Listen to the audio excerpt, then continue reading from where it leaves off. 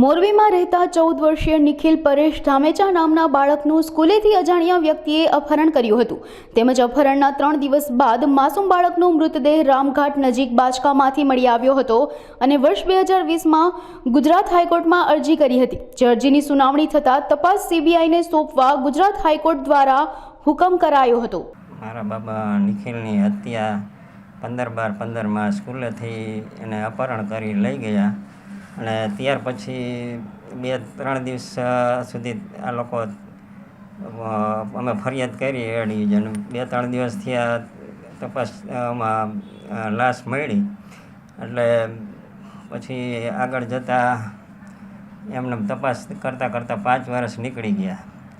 સીઆઈડીને તપાસ સોંપી તો 2015 પછી સીઆઈડીને તપાસ સોંપી તો હજી એ લોકોએ કાંઈ કર્યું નથી અને પછી 20માં અમે હાઈકોર્ટમાં ગયા 2020માં તો એ લોકોએ અમારે 2-3 સુનાવણી થઈ પછી 16/8ના હમણાં સુનાવણી થઈ એમાં સીબીઆઈની મંજૂર થઈ છે તો અમને હાઈકોર્ટમાં અપીલ કરી હતી એટલે મંજૂર થઈ ગઈ છે અને અમને વિશ્વાસ છે હાઈકોર્ટ અમને કંઈક ન્યાય આપશે। સીબીઆઈ મંજૂર થઈ છે આરોપી પકડાય બસ આપણે એ જ પ્રાર્થના છે કે જો આ આરોપી પકડાય તો આખા સમાજ અને ગામને બધાને ન્યાય મળે। આજ મારો દીકરો છે કાલ